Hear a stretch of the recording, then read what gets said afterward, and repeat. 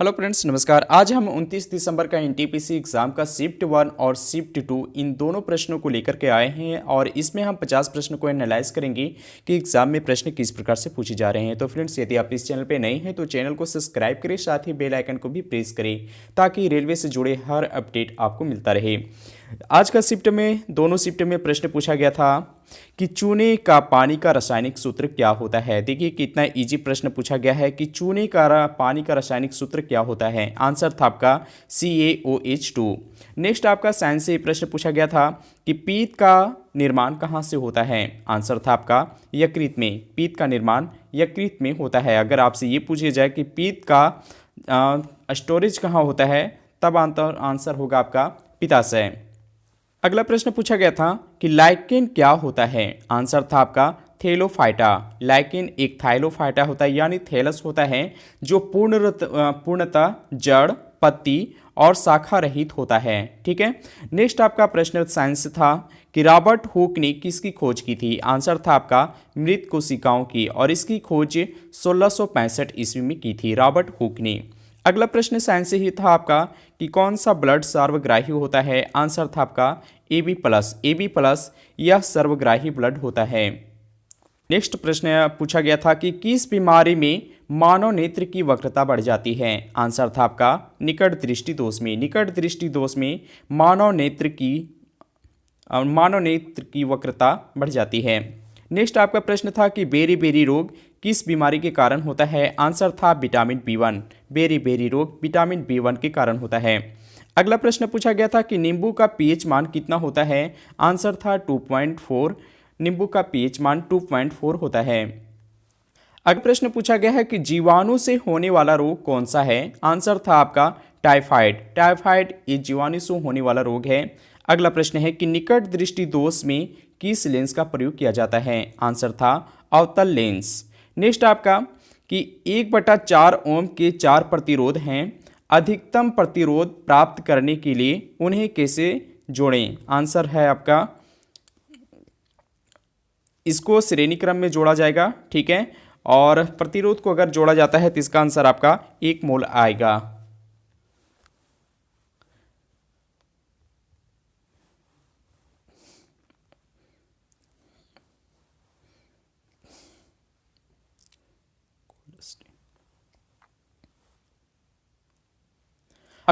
अगला प्रश्न है कि प्रोटीन की खोज किसने की थी। तो देखिए प्रोटीन की खोज करने वाले हैं गोल्डस्टीन। तो फ्रेंड्स, यहाँ पे हम देख रहे हैं कि एनटीपीसी एग्जाम में जितने भी प्रश्न पूछे गए थे ये सभी प्रश्न इजी प्रश्न थे, और इससे आसानी से लगभग 70 से 80 प्रश्न सॉल्व किया जा सकता था। हम यहाँ पे अब नेक्स्ट पेपर की बात करते हैं। अगला पेपर आपका कंप्यूटर से पूछा गया था। इसमें प्रश्न था कि HTTL का फुल फॉर्म क्या होता है। तो देखिए HTTL का फुल फॉर्म होता है हाइपर टेक्स्ट ट्रांसफ़र प्रोटोकॉल। अगला प्रश्न कंप्यूटर से ही था कि इंटेल 91 किससे संबंधित है। इसमें था ये ऑप्शन में दिया हुआ था मदरबोर्ड, CPU। ठीक है, इस प्रकार से कुछ दिया हुआ था। तो जो भी होगा पूरा ऑप्शन नहीं मिला है, तो जो भी आप देख लीजिए कि इंटेल से संबंधित यानी कंप्यूटर से रिलेटेड किस प्रकार से प्रश्न एग्जाम में पूछे जा रहे हैं।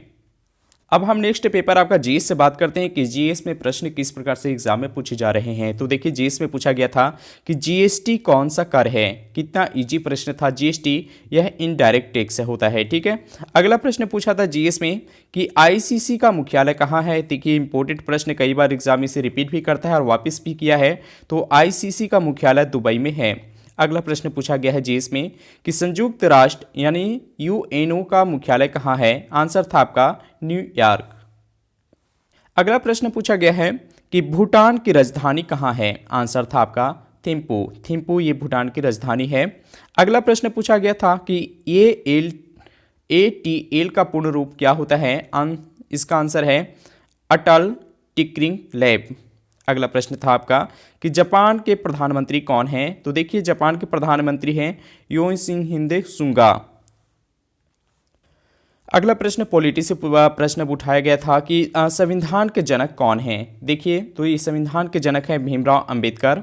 अगला प्रश्न पॉलिटी से था कि भारत के राष्ट्रपति किस अनुच्छेद के अंतर्गत आता है। तो याद रखिएगा इसमें 52 से लेकर के ठीक है, ये भारत के राष्ट्रपति का अनुच्छेद शुरू होता है। अगला प्रश्न आपका था कि राष्ट्रपति का अध्यादेश किस अनुच्छेद के अंतर्गत आता है, ये प्रश्न पूछा गया था। तो देखिए राष्ट्रपति का जो अध्यादेश आता है वह अनुच्छेद 123 के अंतर्गत आता है। अगला प्रश्न ज्योग्राफी से पूछा जा रहा है कि अरब सागर में गिरने वाली नदी कौन सी है। तो देखिए अरब सागर में गिरने वाली नदी दो है, एक आपका ताप्ती है और दूसरा नर्मदा है। ठीक है, तो आप इस प्रकार से देख सकते हैं कि ज्योग्राफी में भी कोई खास वैसा टफ प्रश्न नहीं पूछा गया है। अगला प्रश्न पूछा गया था कि हुंडरू झरना किस राज्य में है, आंसर था आपका झारखंड। अगला प्रश्न पूछा था इसी में ज्योग्राफी से कि विश्व का ताजा पानी का सबसे बड़ा झील कौन सा है, आंसर था आपका सुप्रिया झील। विश्व का सबसे बड़ा ताजे पानी का झील सुप्रिया झील था। अगला ज्योग्राफी से ही प्रश्न पूछा गया था कि निम्नलिखित में से कौन सा बाग आरक्षित नहीं है। ठीक है, तो आप देख सकते हैं कि अभ्यारण्य या बाग ये सब को भी आपको देख करके एग्जाम में जाना होगा, तभी आप एग्जाम को सही से करेक्ट कर सकते हैं। चूंकि एग्जाम में कुछ वैसा टफ प्रश्न नहीं पूछा जा रहा है, सिर्फ कंफ्यूजन करने लायक प्रश्न डाला जा रहा है उसमें। अगला हम बात करते हैं करंट अफेयर्स से जो एग्जाम में प्रश्न पूछे जा रहे हैं। तो करंट अफेयर्स में जितने भी प्रश्न पूछे जा रहे हैं इसमें खास करके 2020, ठीक है, उसके बाद 2019 से भी प्रश्न पूछा जा रहा है और एक या दो प्रश्न 2018 से भी उठाए जा रहे हैं।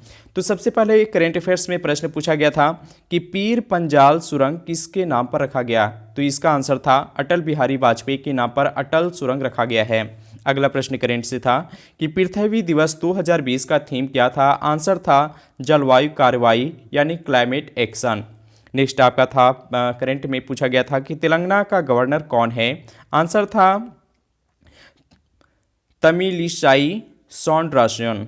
ठीक है, तो इस प्रकार से आप देख सकते हैं कि राज्य के राज्यपाल और मुख्यमंत्री ये दोनों से प्रश्न एग्जाम में पूछे जा रहे हैं। अगला प्रश्न करंट अफेयर्स में पूछा गया है कि पर्यावरण दिवस ये 5 जून को मनाया जाता है। ठीक है, तो ये पर्यावरण दिवस 2020 का थीम पूछ लिया है। ठीक है, तो देखिए पर्यावरण दिवस 2020 का थीम क्या था, आंसर था टाइम फॉर नेचर। अगला प्रश्न पूछा गया था कि फरवरी 2017 में इसरो के द्वारा कितने सैटेलाइट एक साथ लॉन्च किए गए थे, आंसर था आपका 104। अगला प्रश्न पूछा गया है आपका कि गीत गोविंद की रचयिता कौन है, आंसर था आपका जयदेव। नेक्स्ट प्रश्न पूछा गया है कि नवंबर 2020 में भारत की शिक्षा मंत्री कौन था। देखिए यहाँ पे नवंबर में प्रश्न उठाया गया था कि नवंबर 2020 में भारत के शिक्षा मंत्री कौन था, तो इसका देख लीजिए। अगला प्रश्न पूछा गया था कि 26 जनवरी 2020 को गणतंत्र दिवस पर मुख्य अतिथि के रूप में कौन आए थे, इसका आंसर था जैर बोल्सोनारो।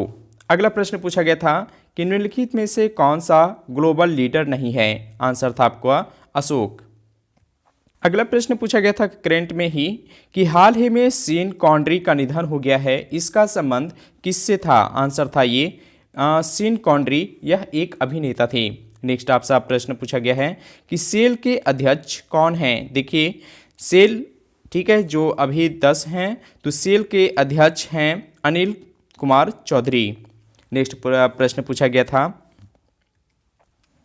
तो फ्रेंड्स यहाँ पे थोड़ा सा आप देख लीजिएगा, जो भारत के महारत्न कंपनी 10 हैं, ठीक है, उन सभी के अध्यक्ष को आप नाम याद कर लीजिएगा, चूंकि एग्जाम में वहाँ से प्रश्न पूछे जा रहे हैं। नेक्स्ट आपका प्रश्न पूछा गया था कि IPL 2020 की विजेता कौन है। तो देखिए IPL 2020 की विजेता है मुंबई इंडियंस। ठीक है, यह 2020 की विजेता।